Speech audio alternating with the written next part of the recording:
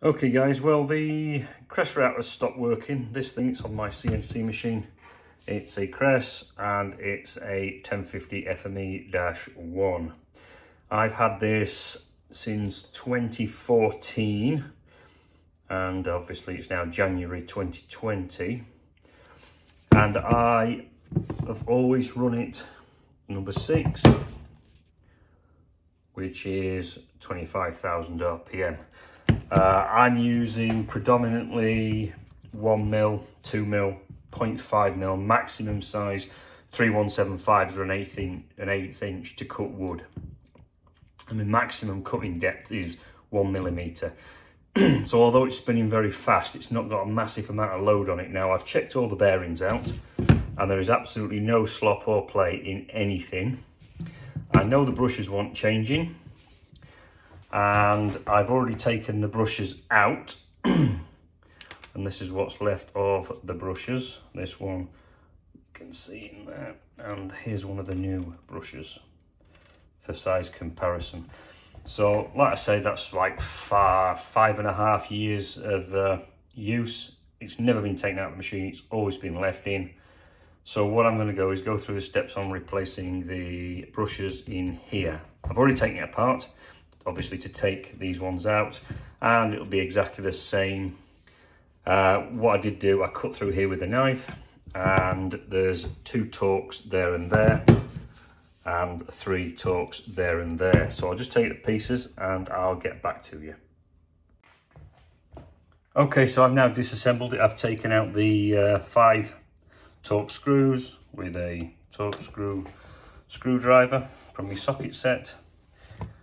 We can see here the switch mechanism and the speed controller. This is the plastic cover that goes over the top of it, and we can see here the assembly itself.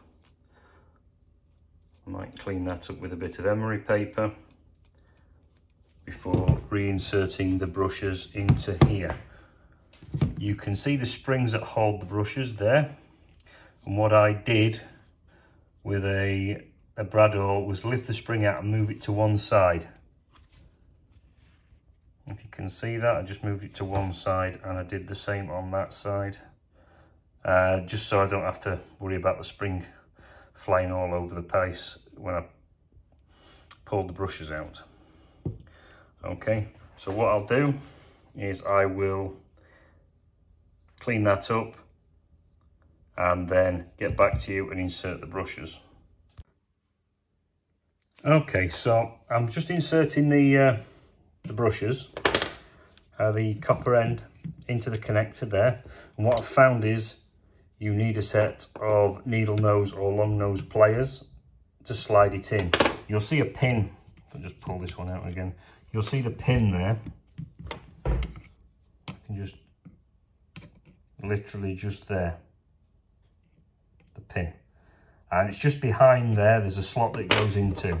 However, I can't get my fingers in there, and I've needed a set of needle nose pliers, long nose pliers, just to shove them in.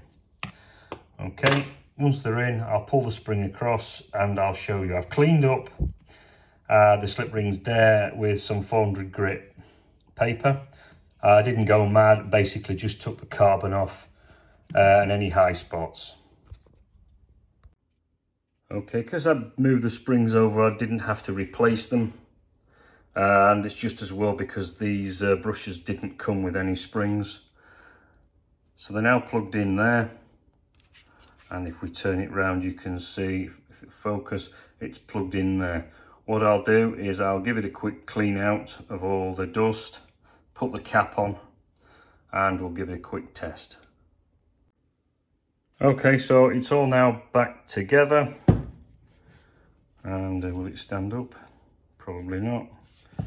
What is I'll do, without trying to scratch my worktop too much, plug it in like so. It's all back together, new brushes.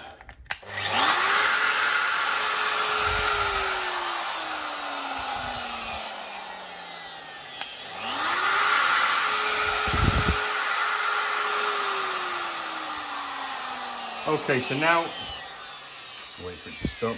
Now it's all back together and functioning again. What I will do is I will run it for a few minutes, maybe 10 or 15 minutes with no load on it, no collet, no bit, just to get the brushes bedded in to a nice shape round the motor itself and get this sort of shape. And then I will get back to CNCing. Thanks guys.